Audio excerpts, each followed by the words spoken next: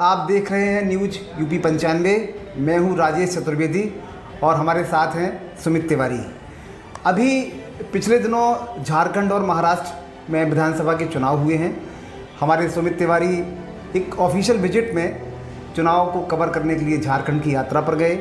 10 दिन करीब वहां पर सीट टू सीट जो है उन्होंने विधानसभा के क्षेत्रों को कवर किया है। सुमित, झारखंड क्या कहता है? राजेश जी, चुनावी मौसम में नेताओं ने रियासी पर्यटन खूब किए हैं और झारखंड राज्य भी इससे अलग नहीं रहा है। दर्जन भर ऐसे नेता हैं जो कि 2019 विधानसभा चुनाव में किसी अन्य पार्टी से मैदान में थे और 2024 विधानसभा चुनाव में किसी अन्य दल से मैदान में उतरे हैं। सुमित, 2019 में क्या चुनाव परिणाम रहा झारखंड का?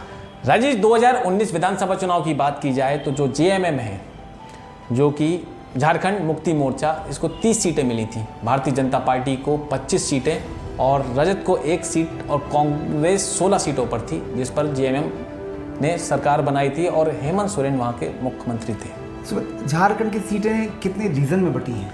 राइस जी, आपको बता दें कि झारखंड का पूरा चुनाव 6 रीजनों में है, जिसके तहत संथाल में यहाँ 18 सीटें हैं, कुल्हान में 14 सीटें, रांची परिमंडल में 6 सीटें, पलामू में 9 सीटें, छोटा नागपुर 8 सीटें और हजारीबाग परिमंडल में 8 सीट और धनबाद में 14 सीटें हैं।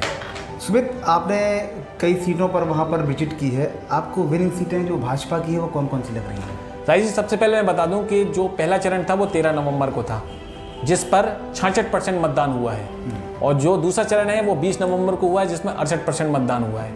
तो 2019 से इस बार 2% मतदान एक्स्ट्रा हुआ है, लोग जागरूक हुए हैं। अब विनिंग सीट की बात की जाए तो मैं आपको बता दूं कि मैं आपको रीजन के हिसाब से बता देता हूं।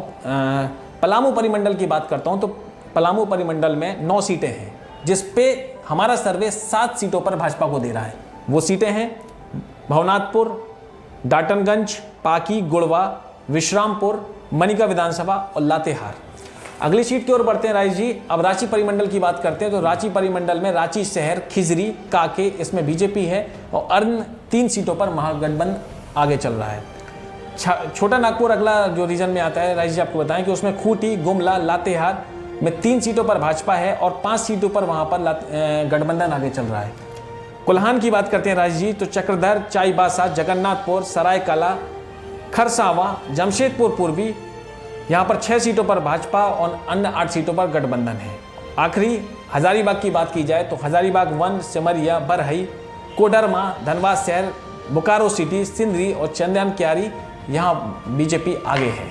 अच्छा, गठबंधन कहाँ कहाँ मजबूत है?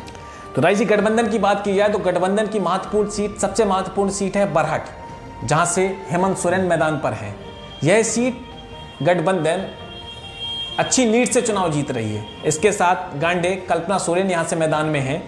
सिकरिया, पीड़ा, महेशपुर, इन सीटों पर गठबंधन अच्छी लीड से चुनाव जीत रहा है। अच्छा, दोनों पार्टी की जो ये योजना क्या है?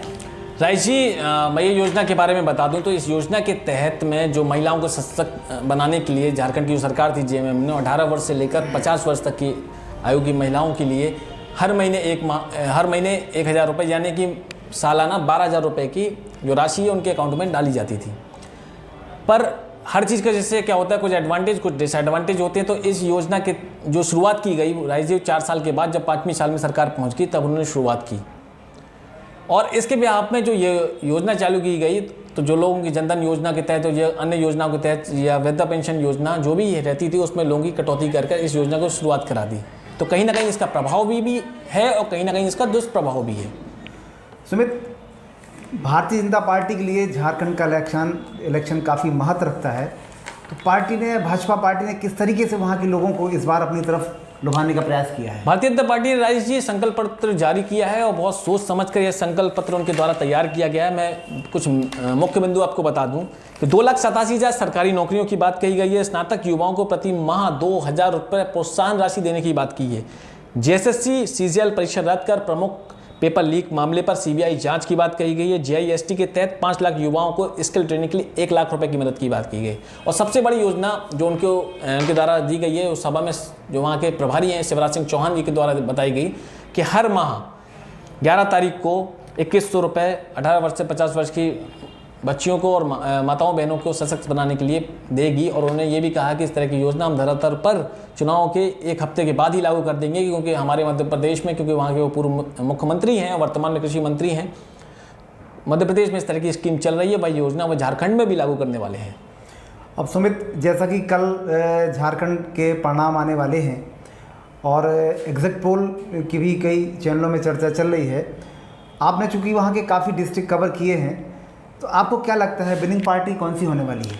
राइट जी, लगातार हमने वहाँ पर पिछले 10-12 दिन में करीब 45+ विधानसभाओं में विजिट किया है, आदिवासी बेल्ट के लोगों से मुलाकात की है, वहाँ के व्यापारियों से बात की, राजनीतिक लोगों से बात की है, युवाओं से बात करने का प्रयास किया है, महिलाओं से बात की है। सभी से बात करने के बाद जो न्यूज़ यूपी 95 का जो एग्जिट पोल निकल कर आया है, फिर मैं बता देता हूँ, एग्जिट पोल सिर्फ लोगों से मिलजुल कर, वहाँ के वातावरण को समझकर अपने अपने अनुमान लगाते हैं। और जो हमने अनुमान लगाया पिछले 11 दिन की वहाँ पर सर्वे करने के बाद, तो 50+ सीटें भारतीय जनता पार्टी वहाँ से जीत रही है, पूर्ण बहुमत के साथ झारखंड में सरकार बना रही है। पर आई जी, फिर भी कहूँगा कि 1-2 सीटें आगे पीछे होती हैं, प्लस माइनस हर चीज़ में होता है, पर भारतीय जनता पार्टी पूर्ण बहुमत के साथ में झारखंड में अपनी सरकार बनाने जा रही है। सुमित, करीब 10 दिन आप झारखंड में रहे, इस दौरान आप विभिन्न लोगों से आपकी मुलाकात हुई होगी, ऐसे कोई अनुभव हों और किन लोगों का थैंक्स आप कहना चाहते हैं? किन किन बड़े नेताओं से आपकी मुलाकात हुई नज़दीक से, आपको कैसा अनुभव रहा हुआ? राइट जी, मैं बता दूं कि उत्तर प्रदेश के महोबा से निकलकर हम अपने चुनाव प्रचार के लिए झारखंड जा पहुँचे। झारखंड में कई बड़े नेता हैं, उत्तर प्रदेश के पूर्व भारतीय जनता पार्टी के प्रदेश अध्यक्ष हैं, कई बार के विधायक मंत्री लक्ष्मीकांत वाजपेयी जी, शिवराज सिंह चौहान जी के साथ भी उनकी टीम पर काम करने का हमें अवसर भोपाल में मिला है।